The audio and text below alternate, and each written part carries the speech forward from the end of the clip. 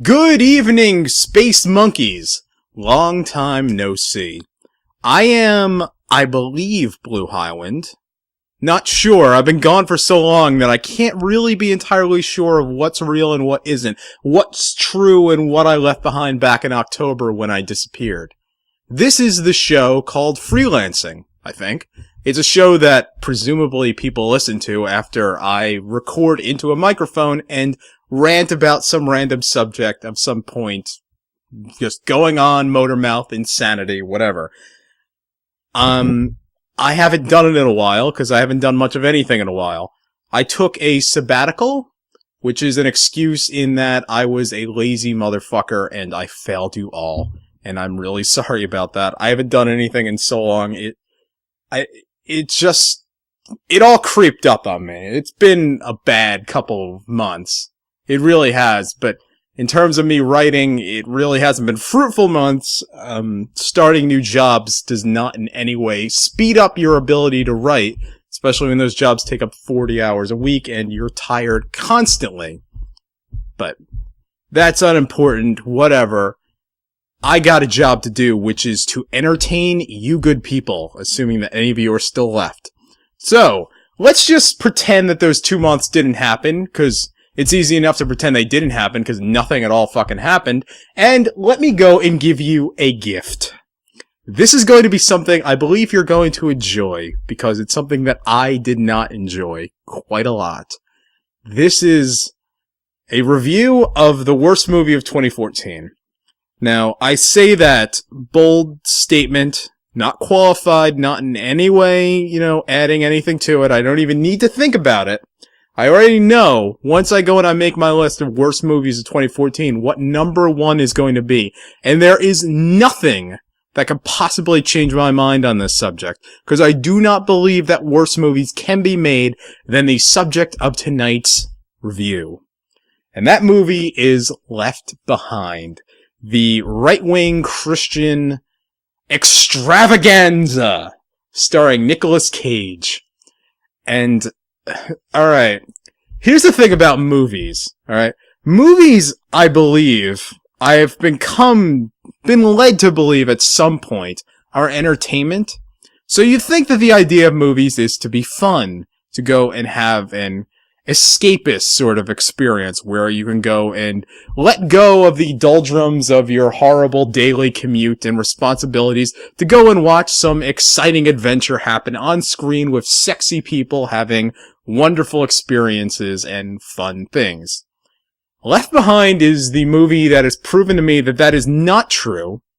That is entirely incidental. The medium can in fact be more boring than your daily commute. You could spend 2 hours in your office filing paperwork, and in fact you will have a better, more entertaining, more fulfilling, and indeed more memorable experience than going to see Left Behind. And I don't hate this movie straight up because it is a right-wing Christian movie. I say that every time when it comes to these sort of right-wing things, don't I? I mean, we've had a long adventure with them in 2014. It's been the year where Republicans and right-wing Christians and crazy conservative assholes have really had the pulpit on the national stage to go and make all kinds of insane movies. And one after another, they've been just terrible. God's Not Dead, Heaven is for Real, America, the movie, Atlas Shrugged Part 3, Saving Christmas, and Left Behind. Out of all of them, and I haven't even seen Heaven is for Real and Saving Christmas. I don't even need to. Left Behind is the worst of them all. It is an anti-movie. It is a movie made on all levels by people who don't care. The director didn't care, the cast didn't care, the people who were filming it, the actual crew, they didn't care, the extras walking around, they didn't care, the guy who composed the score didn't care, the guy who wrote the script didn't care. The only guy who seemed to care is the guy who actually made the trailer, because he managed to put together what looked like a movie with at least a halfway decent plot, and I mean, it didn't look professional grade even on that trailer. It looked like a kind of made-for-TV movie fighting far beyond its station. But Left Behind actually manages to go well below any expectations you could have. And even with it being a right-wing Christian movie, it is the most passionless, the most meaningless, the most just fucking worked movie I could ever see. Like, I just cannot imagine the agony of the human beings who would have to go and put in such little interest to go and make a movie like this. You're making a movie! This is supposed to be fun. The people who are watching it are supposed to be enjoying yourself. Can't you put any level of creativity, spark, cleverness, anything into this movie? I really am not exaggerating when I'm saying that there is no artistic anything. Nothing. Nowhere. And, you know, the Left Behind books, and it is based off a book, a long-running book series written by... I have to look this up because I don't read books like this, but yeah. It's based upon the books by Tim LaHaye and Jerry B. Jenkins. There have been about 9 trillion of these movies. And there is, in fact, a trilogy of them that came out about 10 years ago, starring, indeed, the guy behind Saving Christmas, Kirk Cameron. Kirk Cameron did not want to be a part of this new one, and I don't blame him, because if there's ever been a movie that has been... Well, if there's ever been a movie that's made right-wing eschatology, apocalypse watching look boring, like, you think the end of the world would be an interesting subject. Because here's the thing about Left Behind. They're based upon this non-biblical claim. I'll just go right out and say that. The movie says that it's biblical, but it's not in the Bible. That before the apocalypse, which the entire Tim LaHaye doctrine of what the apocalypse is going to look on is actually a fantastically bizarre... really the way that these Christian preachers do it, and this is a very American thing, is that they will go and pick and choose various passages from the Bible, a little bit of Daniel, a little bit of this, a lot of Revelations, throw it all together. Ezekiel, they really like Ezekiel too, kind of put it into a big old pot, stir it around, and there you have their plan for the end times, and usually some absurdly complicated and ludicrous mathematical formula will tell them that the world is going to end in a few years. Please give me money. Somehow money is always involved. I wonder why that is. And I guess I should go and add a little subscript here. If you are by any means one of these religious people who believe very much in this kind of nonsense, I said nonsense. I'm not very good at trying to be politically correct in any way. But here's what I'm trying to say, alright? Don't kill me. Don't come at me with a pitchfork. Don't set me on fire. You can go believe whatever insane bullshit you want to believe. Have fun with that. As a matter of fact, the level of insanity that's based upon eschatology, end of the world predictions, all that sort of stuff, you'd think there'd be enough raw, fiery passion, the kind of sinners in the hands of an angry God, that sort of, angry southern pulpit preacher God! You think that kind of passion, that energy, all that would result in a smashing good film, which Left Behind is not.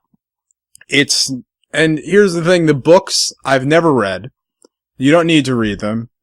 There's actually a blog on the internet called Slacktivist, which was written by Fred Clark. He spent the last decade or so ruthlessly, page by page, pointing out why these are probably the worst written, worst researched, worst Christian, worst anything ever. Just go over there. That's what you need to do. Just spend an afternoon reading some of his posts. You'll see Left Behind has nothing at all to offer pretty much anybody for any reason. If you do like the books, you are stupid. You're allowed to believe whatever you want. That's fine. But if you like these books, fuck you. If you like this movie, fuck you! Oh my god, you piece of shit. This movie. Holy shit. So, the plot of the book, at least, the first book, and it has 9 trillion problems, and I didn't read it. Again, this is me going through Fred Clark, going for Tim LaHaye and Jerry Jenkins, whatever. Don't matter. I don't care too much about this shit. I care about the movie, really. Don't care much about the book. The book had things kind of happening. The movie itself doesn't really even... It covers maybe half of the first book. And what's incredible is that the first book actually is a plodding, miserably slow, waste of time adventure just trying to fill out its pages. Kind of like this movie, now that I think about it. There's a long-running obsession with telephones. The authors are constantly having telephone conversations and having characters trapped in traffic. They are entirely uninterested in the larger world and the events happening with catastrophic apocalyptic events, so they focus on their respective author avatars and nothing really happens, and then the Antichrist shows up. Now, with Left Behind, this movie, you might be expecting all kinds of crazy things, since this is a movie about the end times and Revelations, so you might be expecting the Four Horsemen, the Antichrist, the Whore of Babylon, the Beast rising from the sea, 666, Wormwood, angels going and playing trumpets, undoing creation itself, Jesus Christ coming back and having a final battle with Satan. You know, that could all be really cool. Especially with the CG powers that Hollywood has to offer. You don't think they can make a big, stupid blockbuster, just nonsense, awful movie made out of this? It could be wonderful. I could be eating buckets of popcorn. Get Michael Bay on this project, please. They don't do that. Left Behind does not have any of that. It doesn't have the Antichrist. It doesn't have any of the cool satanic characters. There's really no plague. There's nothing that happens. This movie is the newest airport movie. It's a 1970s airline disaster film, and not a good one. It's the Mystery Science Theater 3000 movie, San Francisco International. It made in 2014. And my God, does it feel like it. So, the star of our movie, as much as you could say it, is Rayford Steele, played by Nicolas Cage. Alright. Nicolas Cage is the real reason why I saw this movie. I was kind of debating it. I wasn't sure, because Left Behind as a project, I don't really want to get too involved in that. I don't really want to get into any huge religious arguments with people. Because I don't really want to go down that road. And, I don't want to be the guy who's just fighting against Christians not Christians, a specific sect of highly conservative Christians and Republicans all the time. I don't want to be ultra political. But when it's all coming to my doorstep and all ending up in my local theater, it's kind of hard not to, really. And when you do have a major Hollywood star, Nicolas Cage, a man who has been in all kinds of great movies. I mean, just, from his wild, untamed madness to the rare times that he was actually a really good actor and not hammy at all, How about, the Nicolas Cage of Adaptation, the Nicolas Cage of Wild at Heart, the Nicolas Cage of Moonstruck. I love that Nicolas Cage. Moonstruck is a great movie. And I'm really struggling not to start talking about pretty much anything other than the movie itself. Because Nicolas Cage is a walking corpse in this movie. The character of Rayford Steele is nobody at all. He adds nothing. Nicolas Cage drones his way through. He is not hammy. He is not Nicolas Caging it up. He is not yelling through the streets, I'm a vampire! I'm a vampire! I'm a vampire! There's none of that. This is the saddest, most beaten, most downtrodden and sad-looking Nicolas Cage you've ever seen. This is the kind of performance that an actor puts in, 2 days before they end up dead. They're just dead in a fucking gutter, having just gone on a bender. Seriously, this is suicidal behavior, clinically depressing. And man, is this movie such a downer. But, anyway, I really feel so bad for Nicolas Cage. And the man is a multi-millionaire superstar. I do really feel bad for him. I feel bad for everybody that has to be involved in this movie, but I mean, you look at him and it's just like, Nicolas Cage, it's not that bad. It's just a fucking movie, man. It'll all be over in a few weeks. I can't imagine the shoot was very long. So, he is a pilot that's going to fly to London. And, the deal with this is that he's got a daughter named Chloe who's played by nobody. There's no other actors in this movie. Let's not even pretend that there's anyone of any significance who had anything to do with this movie. I mean, like, does the name Chad Michael Murray mean anything to you? I think he was a TV actor. How about, Casey Thompson? That mean anything to you? How about the director, Vic Armstrong? Do you know that guy? He's a stunt double. That's who that guy is. I'm not joking. He's a stunt double. Yeah. There's no actors to be found anywhere. But Nicolas Cage is the one guy. Anyway, his daughter shows up at, I'm kind of laughing just thinking about this. JFK International Airport. And, the concierge of the flight place, whatever. The terminal, that's the word. The terminal that they're shooting this in is clearly not JFK. Actually, it looks like a mall. No, that's not JFK Airport. JFK is not a particularly sightly airport. Most of the New York area airports are horribly depressing places that probably could be good settings for an Italian 1970s, 1980s post-apocalyptic movie, but whatever. It's even that is amateurishly done. Like, they couldn't shoot at JFK or even shoot at anything that looked like JFK. They couldn't make a single set. I'm getting too excited. I'm starting to cough. And this is going to be a longish post, I'm starting to think. So, I hope you've buckled down. I really do. So, the daughter shows up, and it's her birthday? And no. It's her parents' anniversary. And, Rayford Steele, Cage, has decided not to show up. He's going to go and fly to London with his extremely sexy, 30-ish, flight attendant blonde, who is putting on her makeup, and she's all ready to get just pounded, boom, boom, boom, all night long by Rayford Steele. Exactly why, I'm not sure. Maybe it's the, 6 head that Nicolas Cage has got going, 7 head. I mean, he's doing a valiant battle against that baldness, but really, after a while, you kind of got to accept that the war has indeed been lost, and I think his forehead is extended to the point that he's actually got more forehead than hair. It's really incredible, and, in many ways, the best special effect in this movie. So, Chloe gets mad because her dad is cheating on her mom. She's also mad that her mom has become a crazy right-wing Christian over the last few months. So she's in college, which is that horrible bastion of liberal nonsense, blah, blah, in the mind of this movie. Fuck you, whatever. I'm already, explaining the plot, but it's so thin and meaningless that why am I even bothering? What's the point? It's all... it doesn't even have all that much to do with God or anything like that. It's just here we are. You got sinful character Rayford Steele and sinful character Chloe, who really isn't sinful in any particular way. It's just that she doesn't like that her mom is really into Jesus.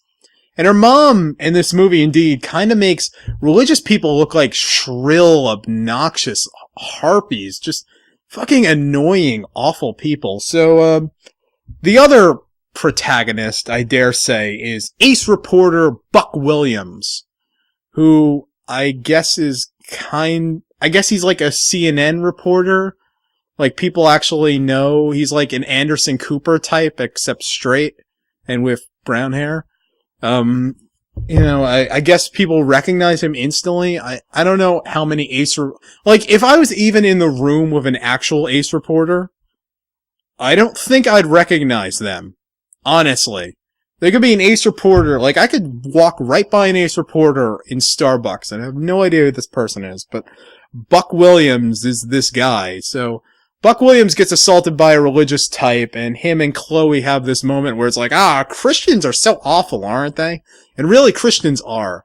The mom in this movie, you visit her house, and her version of Christianity is just this various knick-knack and tchotchkes bullshit she has. Like, she just went to the Christian store and bought every little obnoxious little item that she could put up. So it's like, Jesus is my co-pilot, and walking along the beach in the 2 footsteps nonsense, and just, like, faith apparently boils down to how much bullshit you buy, and what t-shirts you own, and what horrible long-running books you buy, and what movies you convince yourself to like, even though they are horrible and are badly made in every possible way. So, then they go over to the set, which is the airplane, where they start their flight over to London.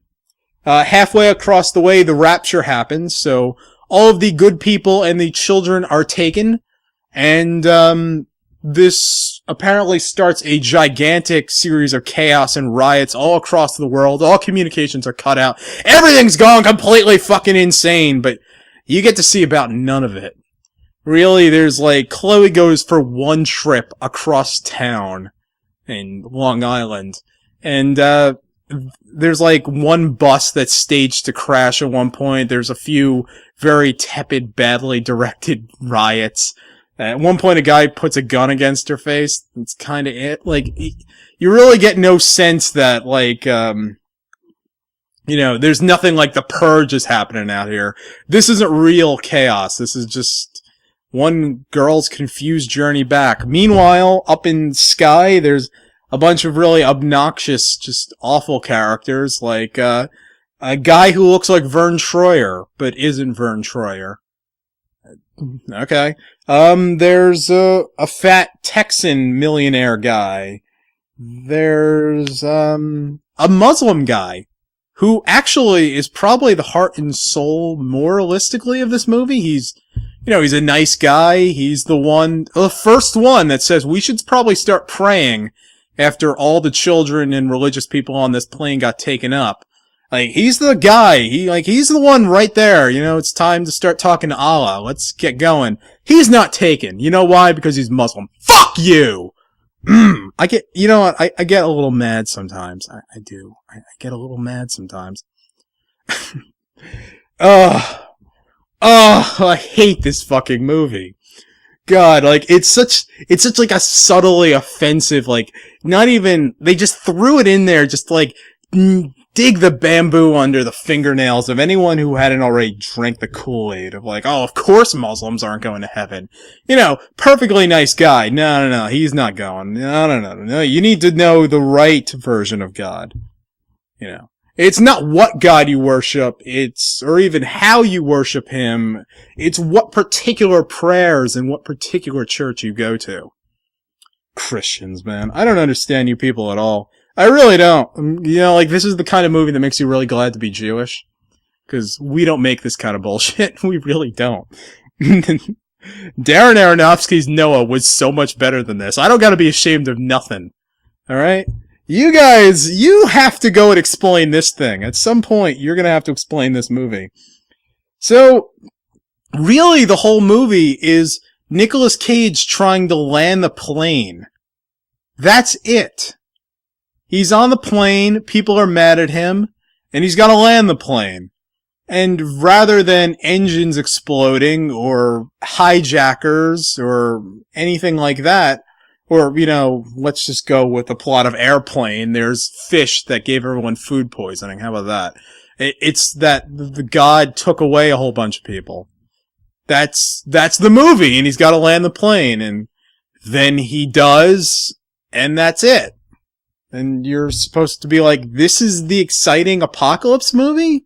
What did this have to do with anything? And when I say this movie's just completely passionless and awful on every level, it really is. Like, every camera angle is shot completely like generic, flat, straight on, got nothing to it, no angles, no interest in any kind of framing or composition, got nothing. There's a thing in the frame, I'm gonna shoot it, that's good enough, that's fine. The score. Holy shit. At first, I thought this was library music.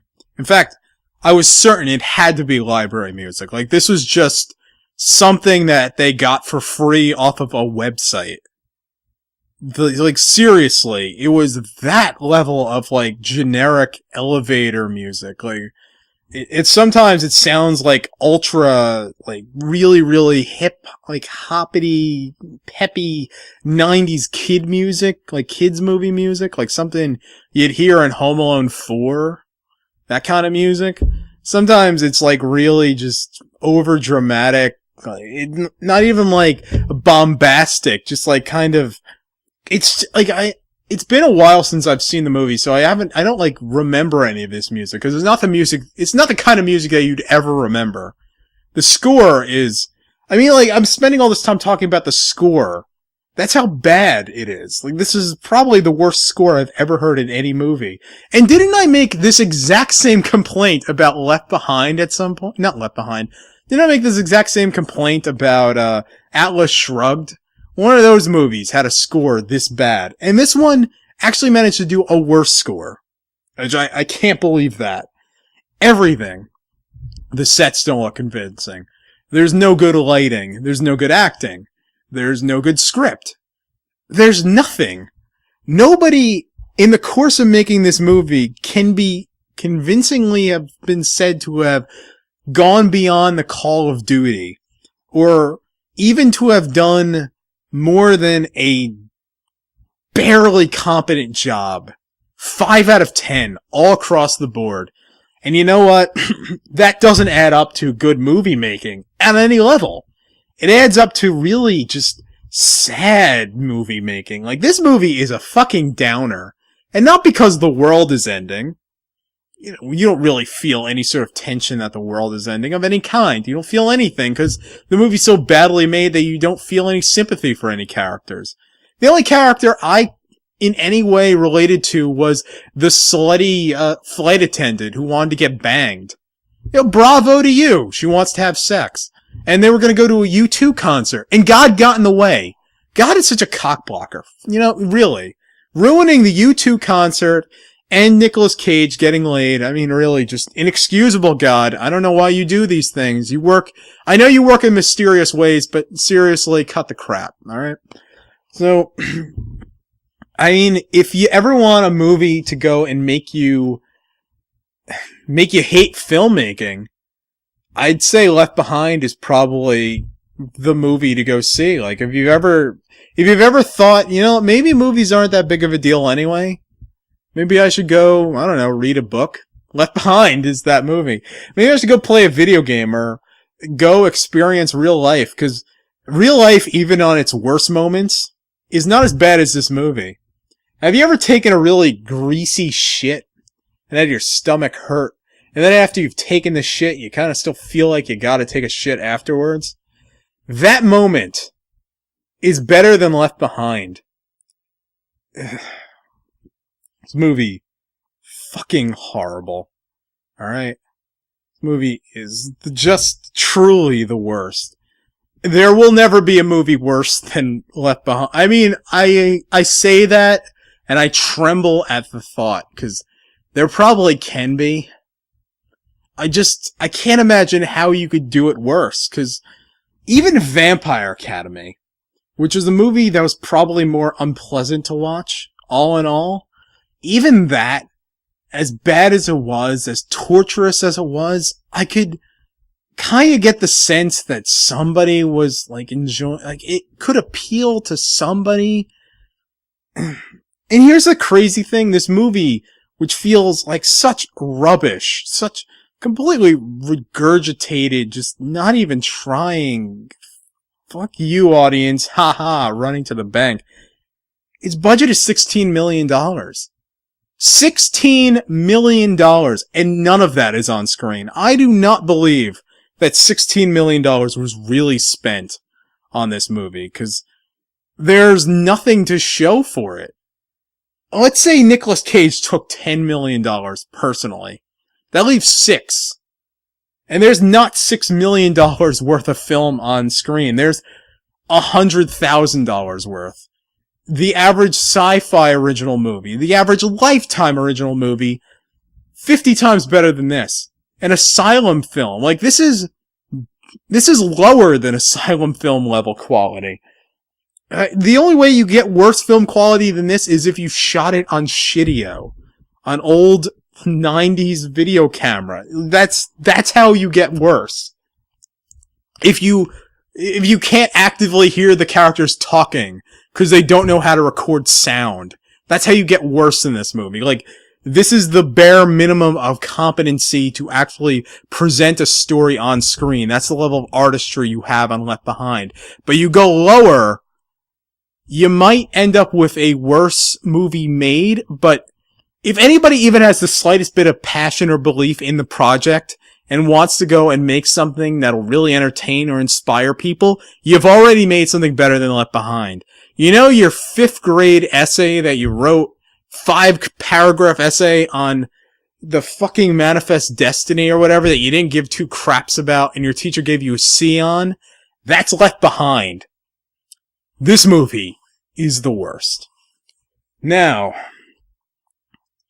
usually at the end of this, I try to be more positive about things, but, yeah, why not? Since I'm back, this is gonna be a very busy December. Obviously, this has been done, so, let me just go and get my list ready of everything I gotta review. Oh my god, it's huge. In terms of video games, Pokemon Omega Ruby, I beat it. I have to go and write that one up. Movies, we have The Babadook, which is an Australian horror movie. Very scary. The scariest movie of 2014. Made for 1/8 of the budget of Left Behind. And is 100,000 times a better movie. And then there's Big Hero 6, the new Disney movie. It's got a very fluffy superhero in it. I think it looks adorable. I'm gonna see it tomorrow. Citizen 4, the Edward Snowden documentary. Maybe get something a little bit more of the liberal persuasion on the blog. Actually, a really, really good movie, and actually a good qualifier. Maybe it is scarier than The Babadook. Could be. Dear White People. Haven't seen it. It's an independent movie about a college student who has issues with white people, and is very spoken and yeah, she speaks her mind about it. I think it looks interesting. There's Exodus Gods and Kings, which will be the last attempt that Christians will have to make a good religious movie in 2014.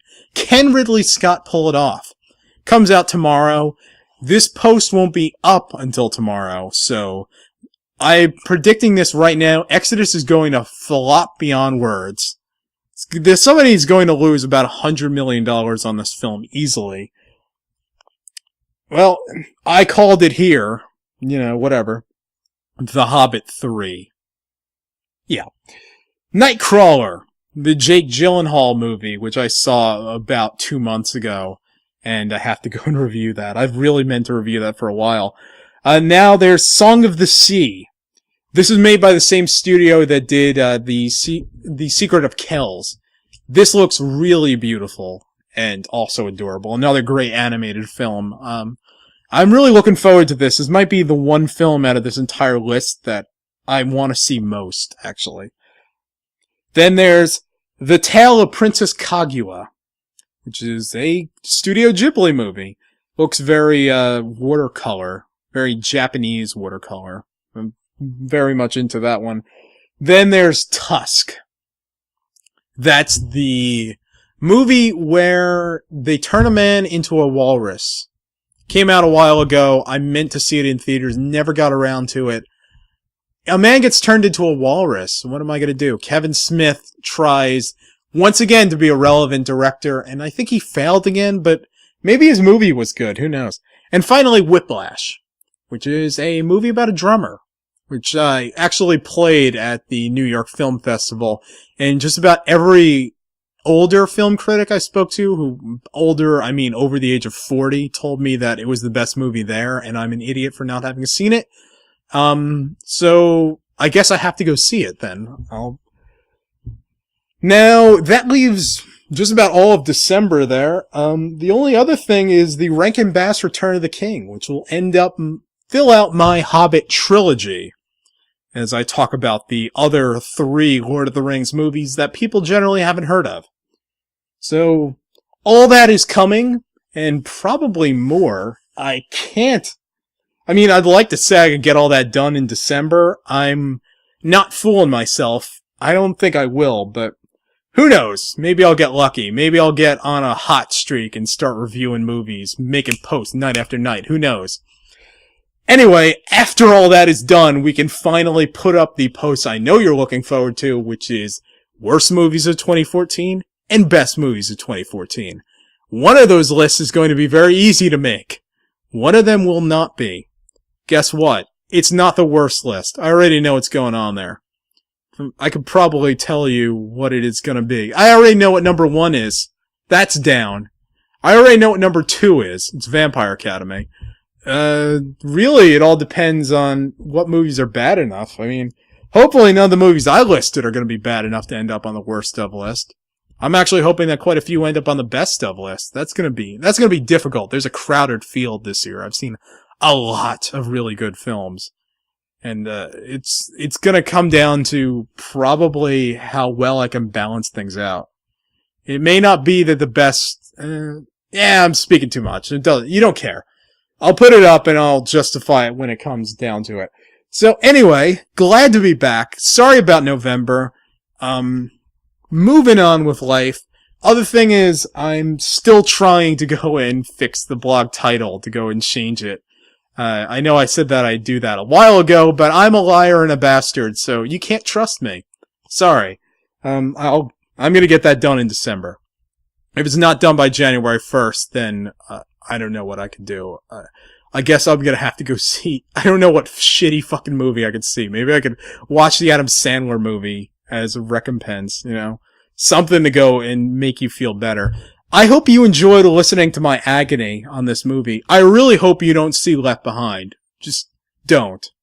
If by any way this post has made you interested in Left Behind, don't go see it.